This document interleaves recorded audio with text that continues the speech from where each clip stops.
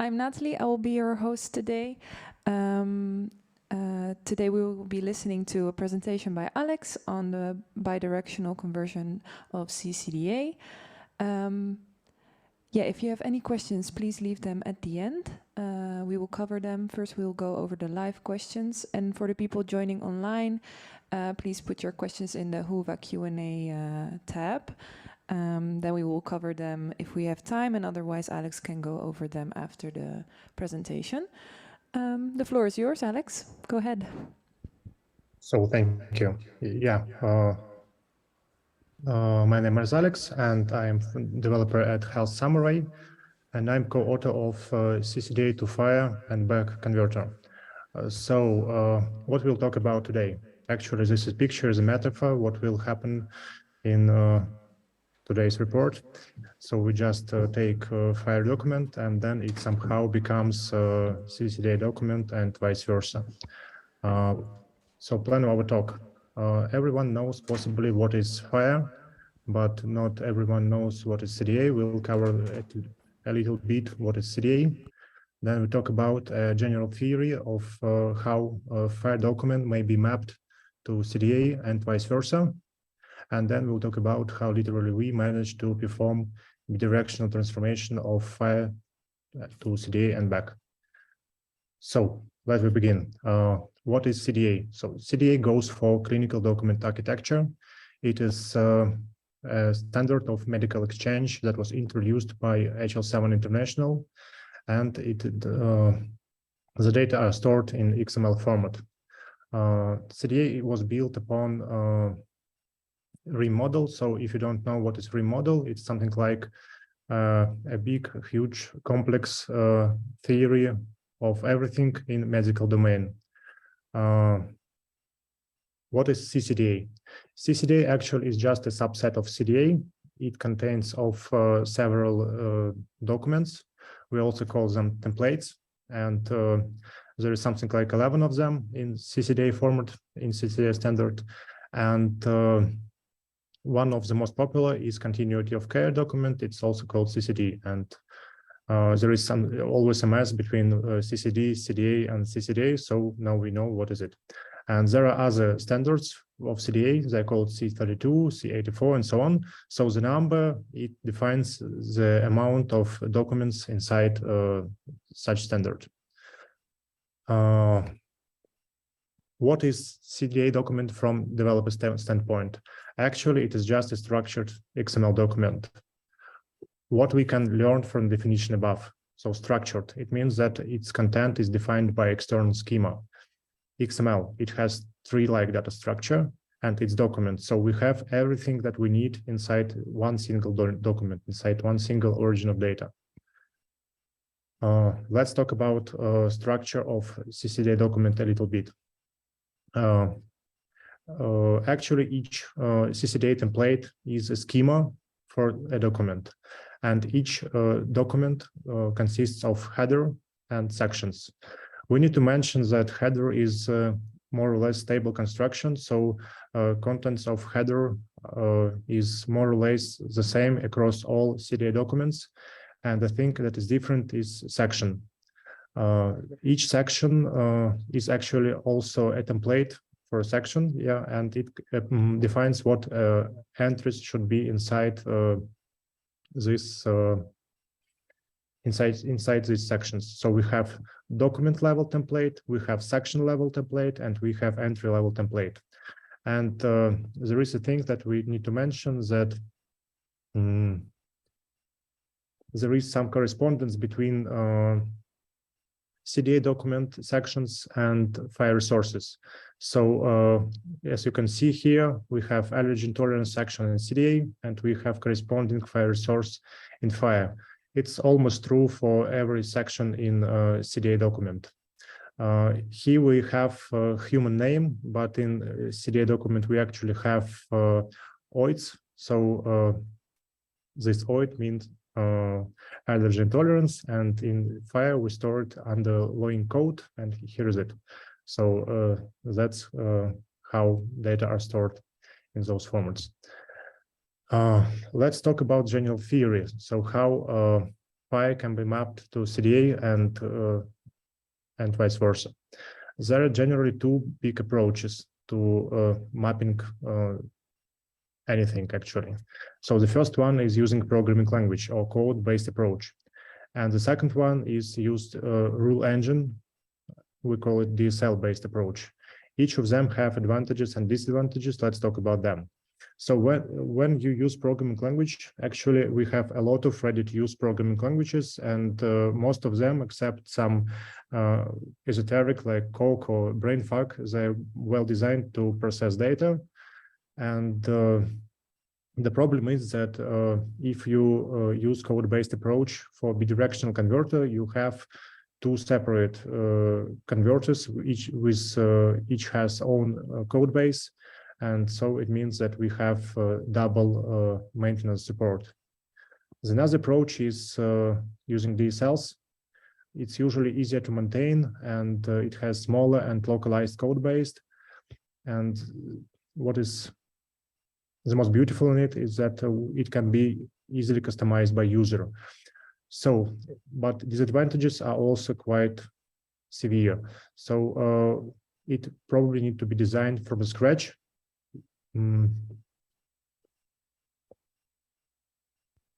It adds some complexity, and it also has learning curve.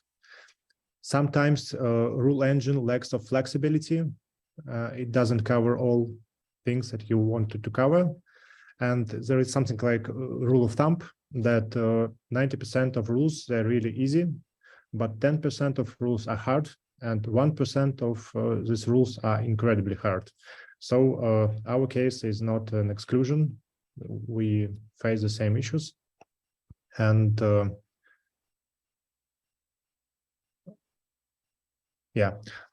so little bit of storytelling about our experience. So we used code-based approach in the first version of our converter.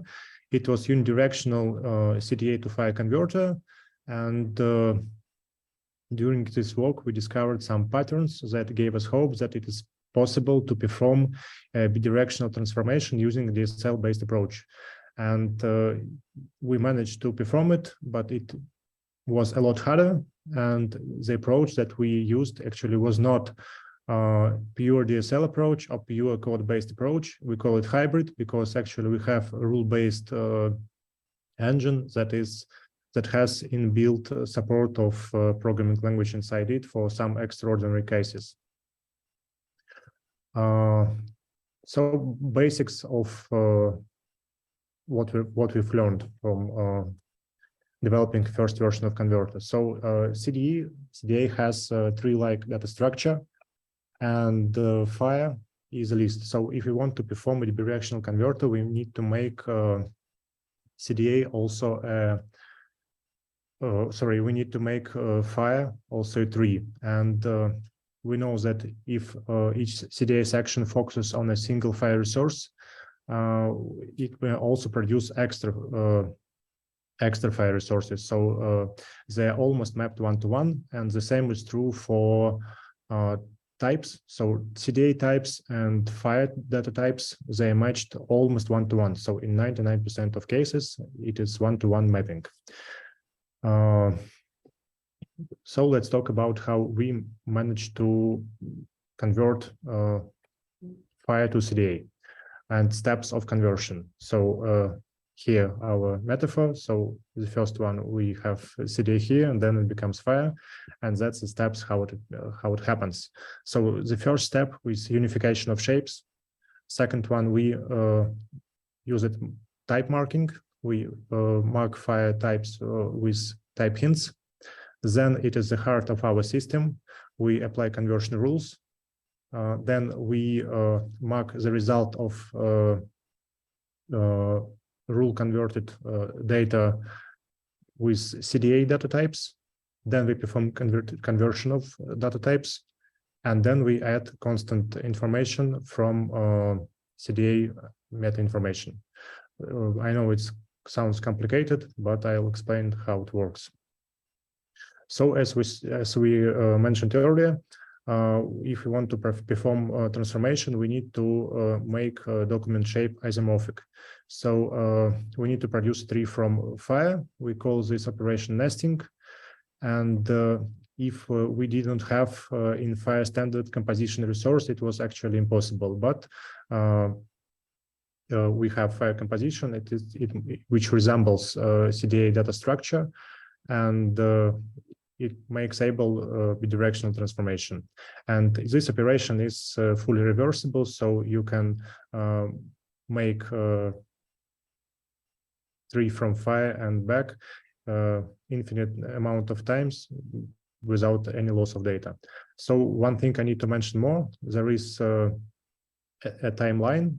So each, when you see a red highlighted ring, that means that we are on a stage of shape. So these rings, these circles, they go for stage of conversion.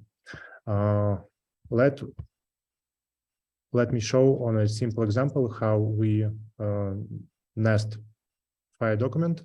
So here we have an FHIR observation resource that references some practitioner resource. Here we have a practitioner resource that was referenced by this observation. And what we do, we actually just put this practitioner inside observation resource. So we resolve all references in the FHIR resource. And as a result, we get a single composition resource. So let's look here. So we have a bundle. Bundle is a list of FHIR documents. So the first one of them is composition. Composition resource references all other resources in the bundle. And what we do, we just nest those FHIR resources inside composition resource. So we put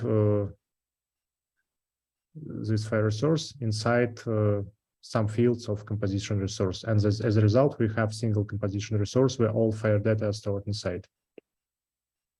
The next stage is marking types with FHIR types. So I need to mention that we use EDN format. It's almost the same as JSON, and except we have a colon before the key, but it's almost the same. So here is a keyword. Here is value for it. Value can be string, array, or another object, and that's how we read it. Here is a piece of observation resource that is marked with FHIR types. So we see here that it is observation code. It is marked with FHIR codable concept, and here we have effective datetime. It is marked with datetime FHIR type. We basically use structure definition to mark FHIR types. There are some peculiarities with polymorphic, but we will not cover it today. So our document is marked with FHIR types here. Here I would like to mention that we missed the step of application of rules because it's just easier to explain how we mark and convert types. So after we marked our document with FHIR types, we are able to mark it with CDA types. So you can see here that we have codable concept FHIR type here and CDA type here. So we just use mapping tables as soon as CDA types and FHIR types can be easily mapped. The same is true for polymorphic types. So you see here that it is also marked and it works here. Here is a simple example of type conversion. We see here FHIR address data type, and it's converted to CDA ADDR data type. And you see that they're actually quite isomorphic and they have a lot in common. So it's easier to perform this transformation.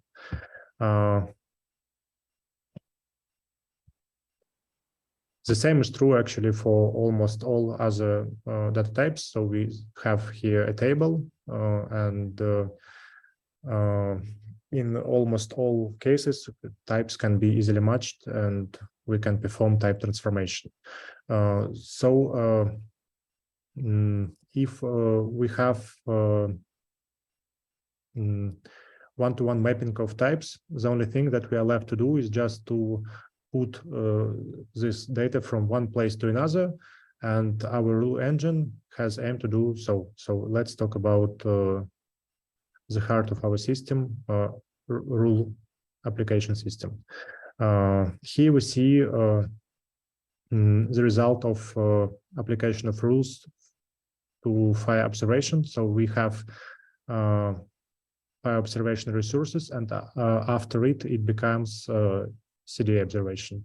Let's look how it happens. Basic syntax. So how to read it? Here on the left we have FHIR resource.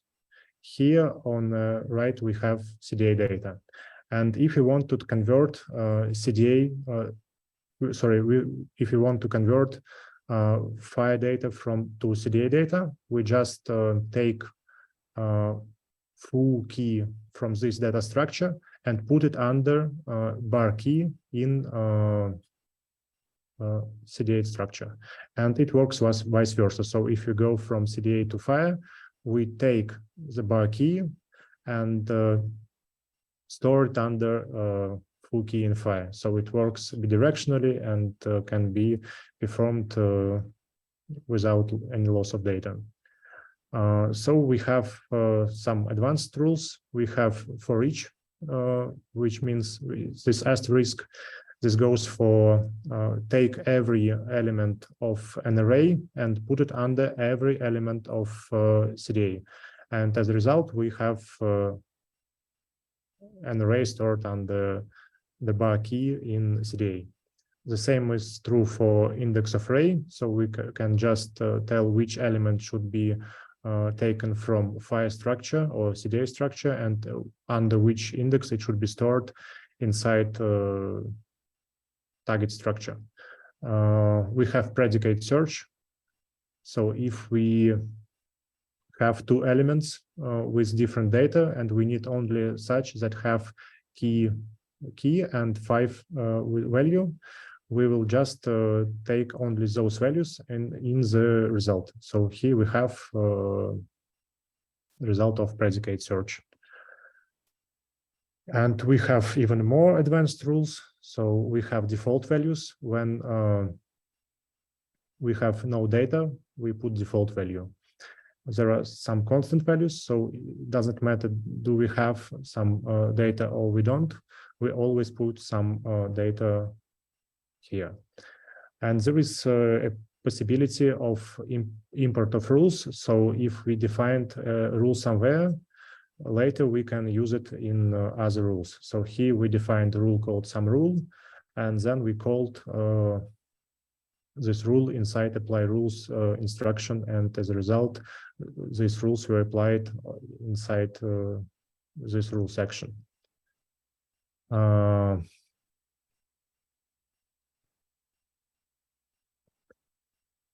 So it's not the slide I would like to see here. Other rules, yes. The problem is there are a lot of other rules, and we're still extending our rule engine. And as we mentioned earlier, sometimes rule engine is not flexible enough. So in these cases, we use programming language. We call it then Lisp. It is something like Lisp developed by Health Samurai, and we use it for data transformation. So we have converted types, we have applied rules, and the last stage of conversion of FHIR to CDA is adding constant data. So we have some meta information about what should be inside each CDA section. And sometimes there are values that should be stored here all the time. So here we know that this class code attribute should be always stored with value OBS, and the same is true with for this mood code attribute that will always be that goes always with even value. So we know that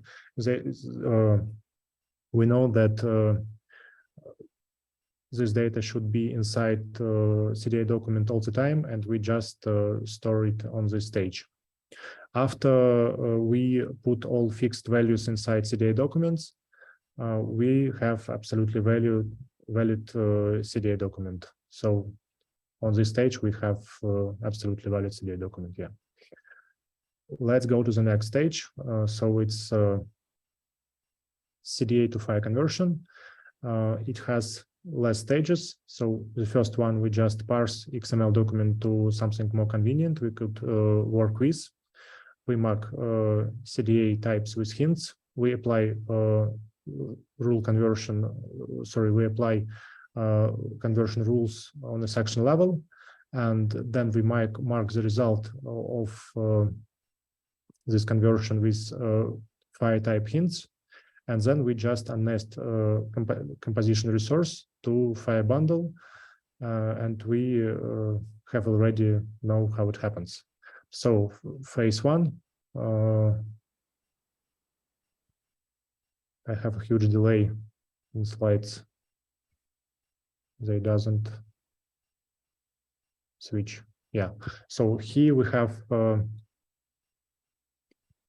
parsed XML. We call it convenient XML. Actually, it's just a JSON that we made of XML document. So here we are able to work with it, but we need we need more convenient form of XML. And here, what we do here. As you see, we have a lot of nested data structures. And what we do, we just reduce nesting and collapse useless collections. And as a result, we have a data structure that looks like this. So we have some keywords that go with the name of section. So here is reaction observation section. That name was taken from its template ID here. And the same is true for severity observation and so on. So we have already FHIR-like data structure, actually. Why we call this structure convenient? So why we call these long names convenient? Because this shape of data allows us to write shorter conversion rules. So here is a piece of real-life observation, FHIR observation rule. We take every reaction observation and store it under reaction in the FHIR resource. And for each element of reaction observation, we apply reaction observation rules. So that's how we use rules here. Then we mark documents with, we mark our types with CDA type hints. We have built-in engine in CDA that is called XSI type attribute. It is a built-in engine that is actually a type hint marker, but not all data is marked with XSI type attribute. So we have to somehow mark CDA types in our document. And we just use document schema, and we have something like we know what types should be inside each section of document, and we, knowing this meta information, we store those CDA types inside it. After we mark document with CDA types, we are able to apply rules. So we have seen earlier how it happens. So we have the same data set. There we have CDA observation, and there we have FHIR observation, and they be converted vice versa using rules that we have written before. So after we had the stage of rule application, we are able to perform FHIR marking. So we see here that we have FHIR resource here, and we are able to perform marking of types. And you can see that it is already FHIR-like structure, but the types that are stored here, they are still CDA types. So, but they're already marked with type hints. So we can just transform it using these type hints. And this is how it happens. So we have here FHIR observation resources where values of keys are still CDA types, but they are marked with type hints. So we have all type hints here. And then we apply conversion of rules, after which we have absolutely valid FHIR observation. So we have the last stage. We unnest a bundle, and that actually is just unresolving references. So we have FHIR composition as a result of rule application, and we just take references and store it inside FHIR bundle. And as a result, we have a list structure, and the first resources composition, and then it goes, they go FHIR resources. So actually, I hurried up. I know I uncovered not all I think I wanted to cover, but I think we are able to answer questions, because on this stage we have absolutely valid FHIR bundle, and we have covered how the conversion happens. So yeah. Okay, thank you, Alex. We have time for questions now. Yeah, I see 2 hands raised. I don't know who was first, so okay. There you go. Hi, thanks for the talk. So my experience is mostly seeing the FHIR bundles that come out of this kind of mapping. And so in my experience, these tend to generate a lot of observations and a lot of shared resources as well. So what we tend to see is that people have a hard time actually ingesting these FHIR bundles into a FHIR server, because they can have like thousands of resources. And also you end up trying to, if you do this naively, you end up trying to update the same organization, patient resources many times in these massive bundles. So I was wondering if you had any experience in like splitting these bundles up to make them easier to ingest like transactionally into a FHIR server. Yeah, there are three things I need to say. So we have built in engine we call document definition. So it's something like DSL for FHIR search. We define which resources should be inside the bundle. That's the first mechanism for this. And the second one is we have primitive deduplication inside our converter.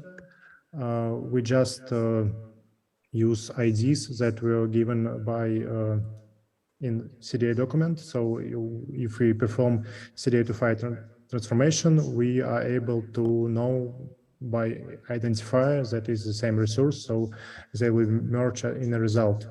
And third thing that we have in 8-box MDA model, and it actually is something like a machine learning model that is capable of deduplication of data. So probably I answered your question. Is that an answer to your question? Okay. Okay. Thanks. Hello, John Demore from More Informatics. I'm actually the publishing Nice to meet you. facilitator for the C-CDA to FHIR conversion IG, which is the C-CDA on FHIR. So if you just go to FHIR IGs on hl7.org, you can see that. You know, I have actually probably a dozen questions, but I'm going to hold myself to 2 or 3. The first one is, have you compared the results from your work and using your rules engine to the published, it was only published, or not, sorry, published, it was balloted in May 2023, so very recently. Have you compared to the implementation guide? Have you found any differences or any things that you think, oh, this is something that we need to add or do differently? That's a good question. Actually, we did that work, and it continuously goes on.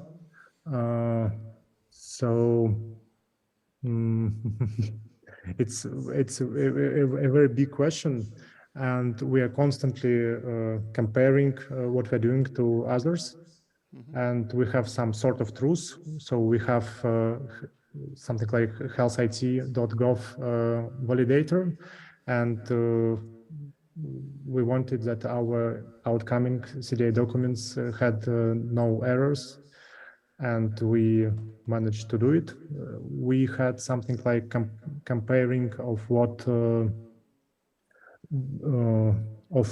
converting same documents using different open source converters, and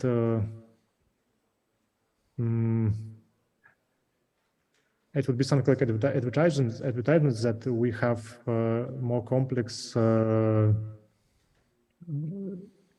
results. And when we compared it something like 3 months ago, it was better than Microsoft Converter, but I don't know if I'm able to state this in this talk. So yeah. Okay. Well, just two specific questions. For the document, when you're doing a CCDA to FHIR conversion, how are you managing, because this is one of the things that we're still working on to provide guidance on, context conduction. So the idea that you have an author at a higher level and you want to have that author conduct for lower level sections, lower level entries within a CCDA document. Are you bringing that down into individual resources from a higher level, or are you only, for example, when you have an entry observation with an author, are you only keeping that author at that entry level and not taking the higher order authors from CDA? No, we have something like a logic for merging resources that were created during all parts of document, and if they have something common, they will be merged. And there are two ways of merging resources. So the first one is built inside our module. We use identifiers, and we have a huge deduplication system called MDM, and it has very complex techniques to perform merging of common data. Yeah. Do you also conduct down the tree? So when you have two elements in your tree that have the same author you deduplicate, do you also conduct down the tree? So CDA has context conduction where FHIR does not.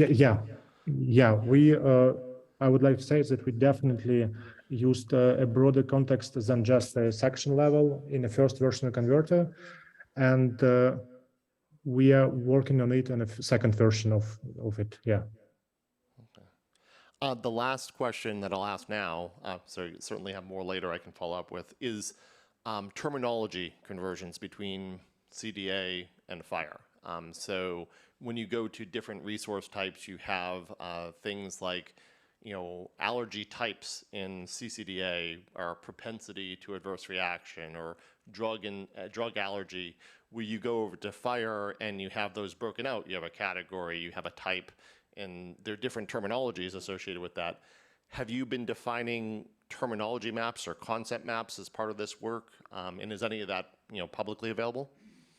So in our current implementation, we have actually naive implementation of conversion between different terminology systems, but we have a terminology team inside Health Samurai, and they're working on this topic in the topic of conversion of one terminology data to another. Yeah. No, we invite you to also contribute and give feedback to the concept maps that we're trying to develop as part of the guide as well too. So CCDA -on-FHIR for those looking for the guide. But thank you. Thank you. Thank you for your questions. I see we have one question in the Whova app. It's on how you're handling section .text. It's something like a narrative block, probably, as I remember. And we have actually a separate DSL for narrative block. Yeah, and we create HTML like data structure, and yeah. Okay, thank you.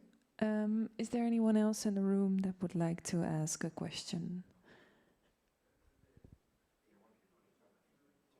Oh, there's an in the Zoom chat.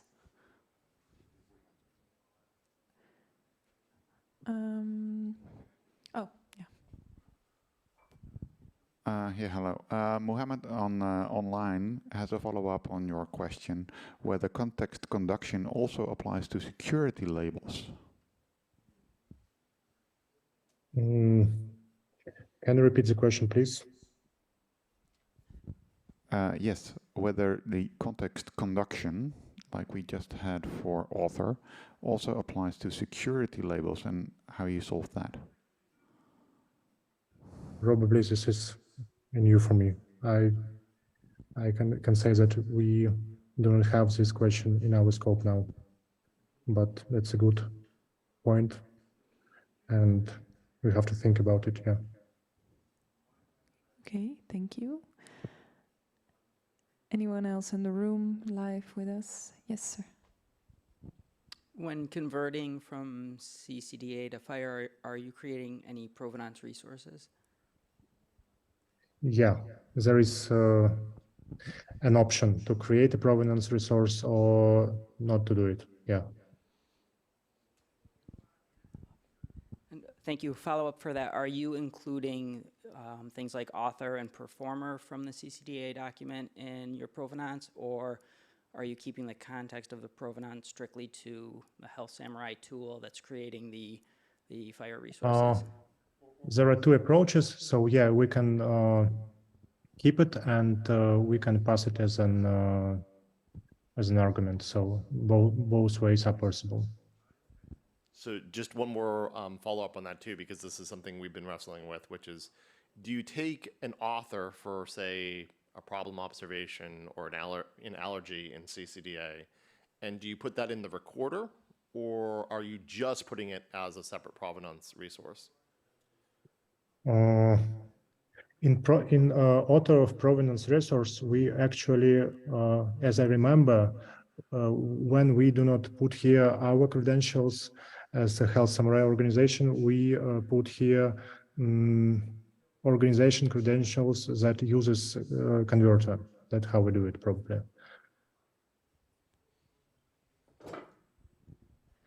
Great, thank you. Just a quick comment, Mohammed online just wanted to let you know that if you would want to follow up on the security labels on context conduction, then you can reach out to him. You can find his contact information in the Whova app. Nice, thank you. Any questions left? No? Okay, there is still time left. We have 7 minutes, so. If we have time, I have lots of questions, so I can keep asking. Medications. This has been one that we have wrestled with and had a lot of debate and discussion on for things. First, are you converting all CDA medication entries into medication requests, or are you mixing medication statements and medication requests? Actually, I do not remember. We had a lot of discussions, not only about medications, but about other FHIR resources, because it's not always obvious where should we store it. And we have a huge rule engine, so I just do not remember how we store it. Probably we use both. Okay, you know, that was one thing that we've come up with discussions a lot, because when you have mood code of EVN in CDA for medication activity, that ties much closer to a medication statement than a medication request. But obviously US core for FHIR resources in the US, and obviously C-CDA is a US realm standard, they are only doing medication requests in US core. They don't really profile at all medication statements for that. One other question, I saw some interesting thing in your slide on how you were like tagging code system name in CDA with the URL that it should become in FHIR. Is that one of those hint steps that you mentioned? Or because what you have to do from CDA to FHIR conversion is you have to take OIDs, like the OID that you have up there for code system ending in .61, or we just switched slides, but it was LOINC. Yeah, here is it, yeah. And turning it into HTTP:// LOINC as the system. Are you doing that tags on the CDA code system name in like a hint fashion pre-processed, or are you doing that on the fly for OID to system conversion? We do it on the fly. So we have OID system conversion system. Yeah. Okay. I'll stop there, but I'll reach out on Huva with more stuff afterwards. Thank you. Thank you for coming, and thank you for all templates you have put on your GitHub. And I'm just grateful. Thank you. So I guess if there are no questions left for this session, we can round off. Thank you, Alex, for your presentation and giving answers to everything. Yeah, give a round of applause for Alex, and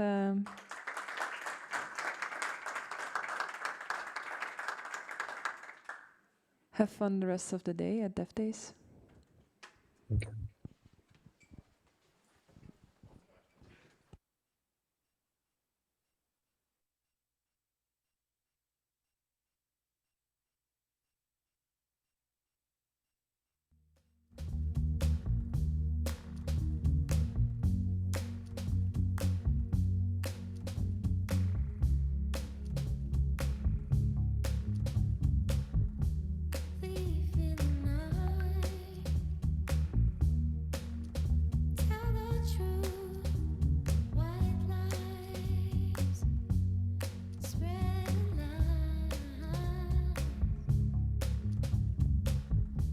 Should